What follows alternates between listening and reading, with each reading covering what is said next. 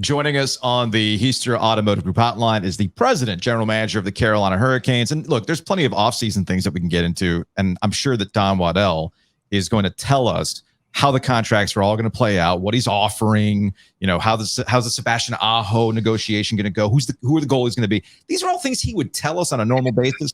But Joe, you and I are talking to Don today because we want to know about gambling. We have priorities. We have needs. So Don, welcome. Thanks for coming on today. Plus, we already negotiated with Dundon. So, honestly, Don, I'm not even sure what you're doing. Yeah. Well, it's a pleasure to be with you guys. For sure.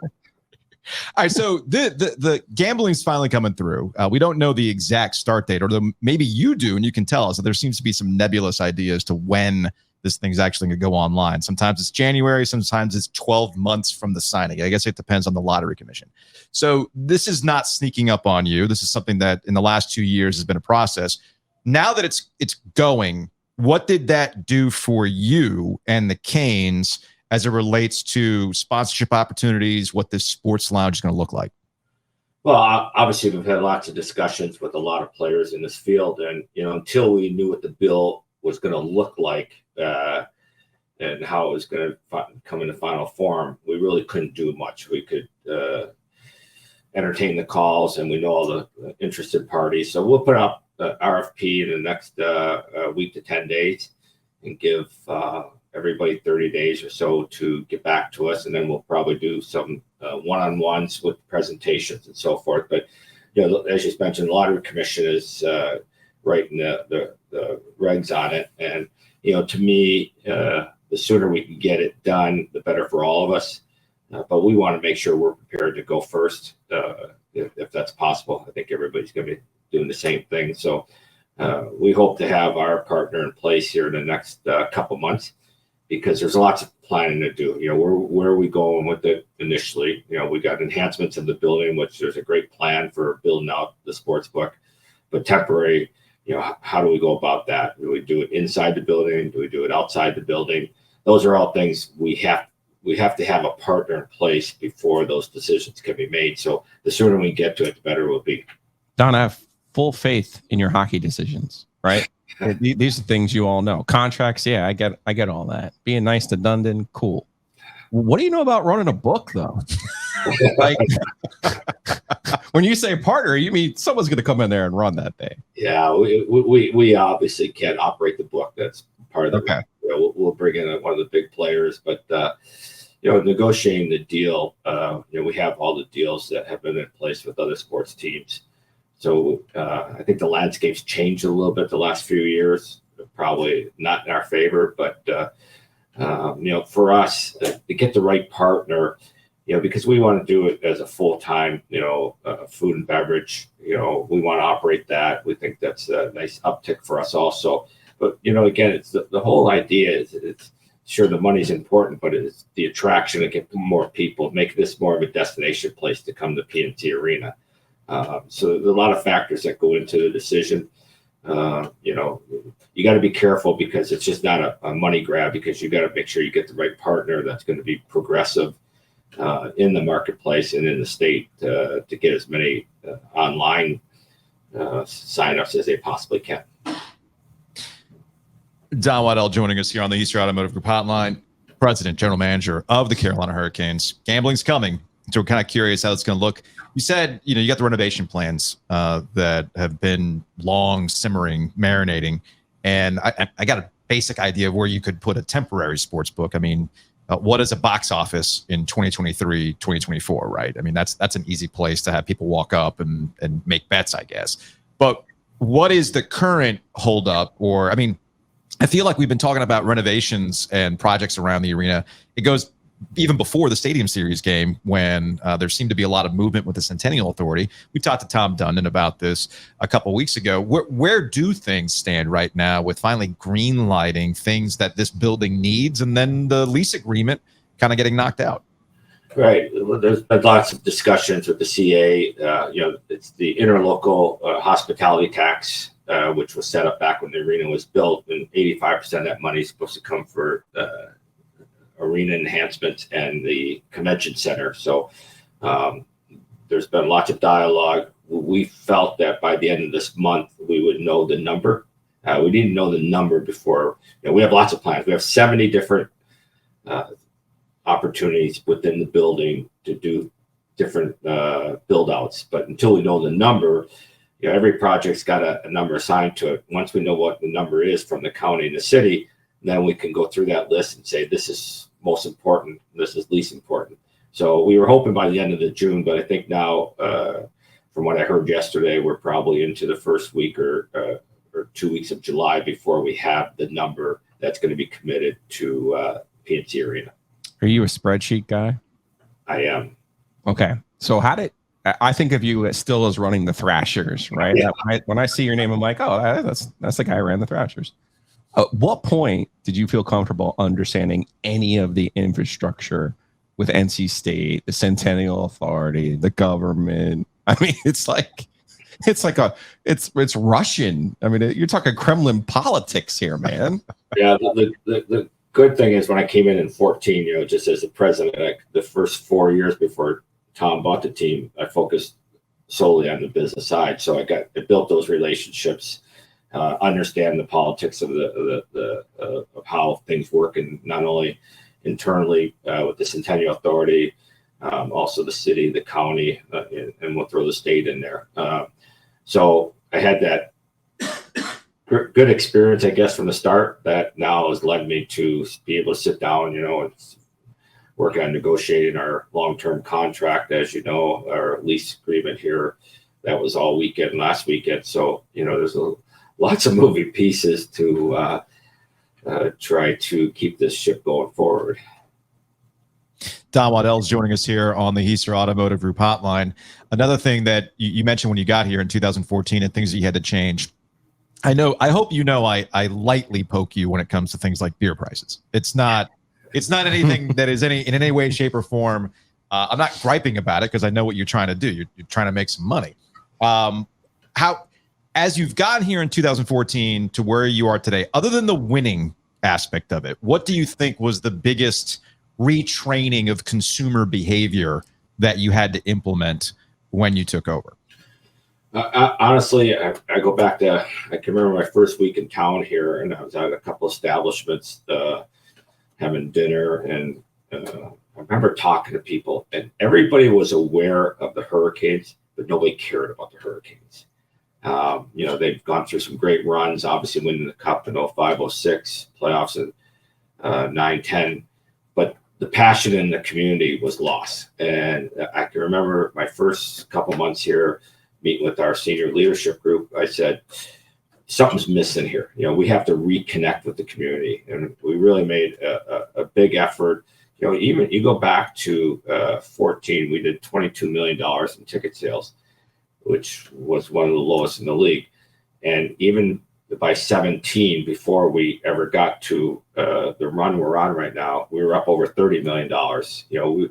We had reconnected with the community, with the businesses, telling them why it was important to support the Hurricanes, but also it was important for us to give back in the community, which we took a big step in those efforts, starting in, not that they had completely stopped, but I think they had slowed down. So we really started to reconnect, doing a lot more things with our players in the community through our foundation.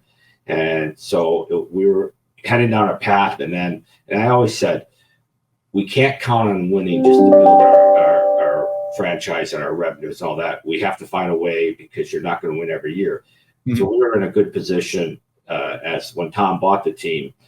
Obviously, as the team took that next step, we were already ready to take advantage of that. We go from 17 or $30 million tickets to over $50 million this last year in ticket revenue. That's the biggest increase in the NHL. We've had lots of these discussions with the NHL has ever seen. So I think it's a combination of, we don't want to be the sports team in the community. We want to be part of the community. Is it easier to be a cap team, a cap ceiling team, or a salary floor team? No, I went through the ladder for 10 years where I could sit in those meetings and say, spend as least amount of money as you can. And now, we're fortunate to have Tom that, if the cap was $100 million, we'd spend $100 million. Right. So that's Tom gets criticized because he doesn't live in the marketplace. He's got a family of 5 in Dallas, but what Tom's done for this franchise would never be where it's at today if it wasn't for Tom Dundon. Committing the money, investing. As he's very passionate about our team, the players. He cares about winning, cares about the players, and I think gets overlooked a lot of times in this marketplace. Because if Tom hadn't stepped in, I'm not sure this franchise would be still in Raleigh as we sit here today. No, I don't disagree with you. And from your perspective, I was just kind of curious because there's different math you have to understand when you're bumping up against the cap. And I don't pretend to understand the average nature of it, and putting somebody on long-term IR versus, all right, can you stash, like we've seen in previous years where you can stash a guy and suddenly all this they show up in the playoffs. So I feel like there's a different level of math that you have to execute season in, season out, and you find yourself in that situation again because y'all are coming up on a very crucial year for a core group of guys and their contracts eventually running out. Yeah, no doubt about it. Just to back up on that, the cap was 82.5 this year, but I think we spent over 90 million on our payroll because of the interest with Patch Reddy and certain guys that you still have to pay these players when they get hurt. But you're able to put them on long-term injury and stay away from the cap. So saying that, as we move forward here, those discussions have begun with some players, not all players, but some players, and what our big selling thing is we got something good going here. We want to keep the band together, as I call it. And as long as we can. We know that's not going to be possible with every player, but as many players we can keep together, I think we're on a pretty good run right now that we can continue for the next 4 or 5 years. We're relatively a young team, and that's nothing against Brent Burns and Jordan Stahl, but they're great athletes that are going to continue to play for multiple years. So you look at our core of our team; it's still a pretty young team. So Aho, for example, he's a must. We have to get him signed. Mm-hmm. Oh, he's got 1 more year left, and we're hoping that number is just something that we can fit into the cap as it goes up. But I've talked to Sebastian. I've talked to his agent multiple times about we can't put ourselves in a position where we become like some teams have done, and I'm not knocking it by choice, they do it, but where we become a 2 or 3 player team that is making that 10 million plus number. That just doesn't work in the salary cap world. So we're hoping that the players and the agents hear what we're saying. Again, it goes back to if I was trying to run it by a budget, they'd have a strong argument. But we know we're going to spend to the cap every year. We're not going to put any money in Tom's pocket from the cap. We know we're going to spend it. So we're hoping that, in time we'll get some of these guys locked up before the season starts. So, we can cross that off our list. We'd love to react to the most recent thing, but I wonder if there's anything that you'll take away from this potential title by Vegas, because I'm looking at it and I'm going, they've been really good and consistent, but they haven't been able to have the ultimate success. Obviously, they've been to the finals before, but it feels like they've had some disappointing exits, but they have these really consistent regular seasons. So I wonder if there's something that you look at that and maybe even say to Tom or just to Rod, like, hey, if they could do this, this is a path for us to put our names on the cup. No doubt about it. I think, our team's been built from our defense out. We think we got one of the best defense in the league. That's why we've said, obviously, losing Sveshnikov down the stretch hurt us, but that's a different story. I'm not sour about it or anything. That's just reality that you have to live with. But as we talk about going into the summer, we are talking about goal scoring. You need to score goals to win hockey games as much as you can. We're coming off a great season last year, but we can't be satisfied. We went to the Final Four. We didn't win the cup. So, we're always looking to improve your team. As a general manager, I'm talking to every team in the league about, is there something out there that makes sense? We're not going to make a trade just for the sake of making a trade. We don't need that. But if there's an upgrade that we can help our situation, we certainly got to look at that. You're officially a triangleian now. You said Final Four. Final Four, yeah. Yeah, like you're a basketball, like you're here. I learned one of my first meetings when I was here in town was I called. I loved being in Raleigh, and I was interrupted and said, "Don't ever say that again. Say you live in the Triangle."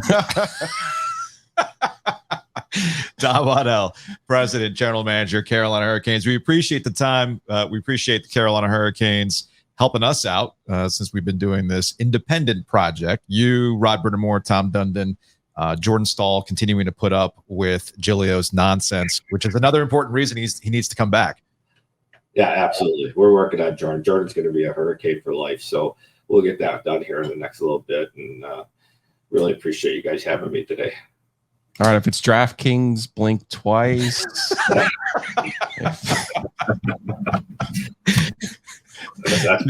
Next time GM, just knock.